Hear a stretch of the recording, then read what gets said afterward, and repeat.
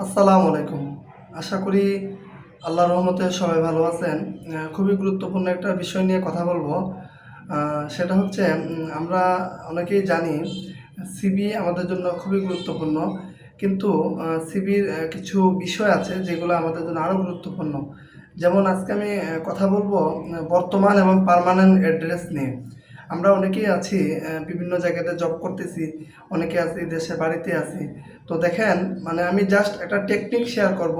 হয়তো এটা অনেকে হয়তো এটা ভালোভাবে নেবেন, হয়তো অনেকে এটাকে গুরুত্ব দিবেন না। তো যারা গুরুত্ব দিবেন এটা আপনারা অনেকেই জানেন। প্রত্যেকটা বিষয় আমার অভিজ্ঞতা থেকে আমি শেয়ার করার চেষ্টা করি। তো সিভিতে সবচেয়ে গুরুত্বপূর্ণ বিষয়ের মধ্যে আরেকটা পার্ট হচ্ছে আপনার অ্যাড্রেস, ঠিকানা। তো আমরা ধরেন কেউ একজনের বাড়ি রংপুরে, সে এখন ঢাকাতে চাকরি করে, তাহলে তার বর্তমান অ্যাড্রেস কোথায় হবে?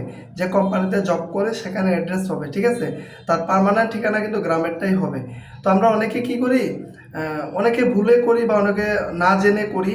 আমরা ঠিকানা মানে সে আছে ঢাকাতে, সে বর্তমান এবং পার্মানেন্ট ঠিকানা বাড়ির যেখানে গ্রামের বাড়ি সেখানে দিয়ে দেয়। তো এটা আসলে এইভাবে করবেন না কেউ, ঠিক আছে? আমরা চেষ্টা করব বর্তমানে যেখানে থাকবো, ধরেন আপনার চাকরি নাই, আপনি এখন ঢাকাতে আছেন, ঠিক আছে, অরিজিনালি ঢাকাতে আছেন, আপনি বর্তমানে অ্যাড্রেস ঢাকাতে দিবেন। আর যেটা পার্মানেন্ট অ্যাড্রেস আপনার বাড়ির যে গ্রামের ঠিকানা সেটা দিবেন। তো আমরা অনেকে বেকার বাড়িতে বসে থাকি, বেকার আছি। তো আসলে আসলে দেখা যায় যে আমরা ধরেন কারো বাড়ি রংপুরে, এখন সে যদি সে রংপুরে অরিজিনালি রংপুরে আছে, কিন্তু সে এখানে একটা টেকনিক খাটাইতে পারে। সে চাইলে তার বর্তমান ঠিকানা ঢাকার এরিয়ার মধ্যে দিতে পারে। তাহলে এতে সুবিধা হয় কি, যখন কোনো কোম্পানিগুলা লোক হায়ার করবে তখন দেখবে যে অনেক সময় দেখা যায় দূরে দূরে থাকার কারণে ফ্রেশারদের ক্ষেত্রে এটা অনেক সময় হয়ে যায়। অনেক সময় দেখা যায় দূরে থাকার কারণে লোক নেবে একজন, তো কোম্পানি বলবে যে অনেক দূরে বাড়ি, তো একজন নিব আমরা থেকে ঢাকার আশেপাশে যারা আছে তাদেরকে আমরা তাদের সাথে যোগাযোগ করার চেষ্টা করি। তো তখন আপনি যদি ঢাকার এরিয়ার মধ্যে থাকেন, তখন গ্রামে আছেন, ঢাকার এরিয়ার বা আপনার বর্তমান ঠিকানাটা যেহেতু ঢাকাতে দিয়ে রাখেন, তাহলে কোম্পানিগুলো কিন্তু এখানে ইন্টারভিউ কল করার একটা সুযোগ থাকবে আপনাকে। এটা জাস্ট একটা টেকনিক, এটা অনেকে নেগেটিভভাবে নেবেন না, টেকনিক হিসাবে। তো রংপুরে বাড়ি, এখন দেখা যায় কোম্পানির লোক নেবে একজন, বা ওনারা আরও আশেপাশে অনেকজনকে পাইতেছে, দেখা গেল যে আপনি সেই রংপুর থেকে আসবেন, এতে সময় নেই ওদের।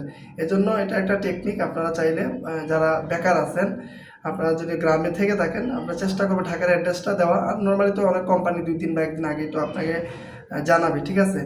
আর অরিজিনালি যারা জবে আছেন, তারা যেখানেই থাকেন না কেন সেই অ্যাড্রেসটা বর্তমান ঠিকানা দিবেন।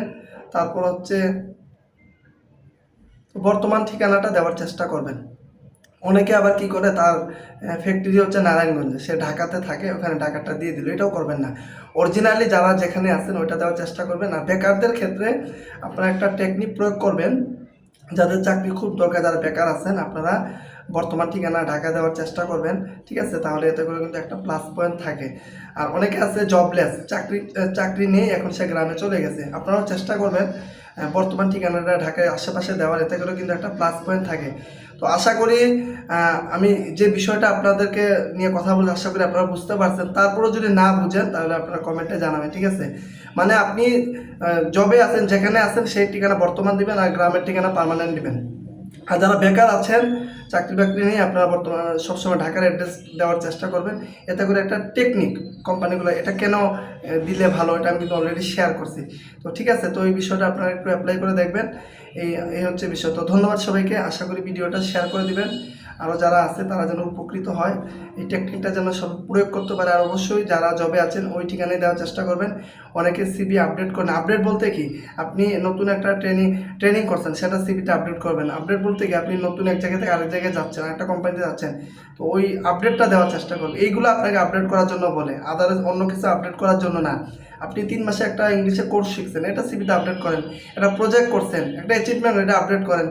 আপনার ফ্যাক্টরিতে নতুন একটা টিউবওয়েল, নতুন একটা পাম্প, সাবমার্সিবল পাম্প ইনস্টলেশন করছে, ওইটা আপডেট করেন। এগুলো আপনাকে আপডেট করার জন্য বলা হয়, ঠিক আছে? ধন্যবাদ সবাইকে, অবশ্যই ভিডিওটি শেয়ার করে দেবেন। আসসালামু আলাইকুম।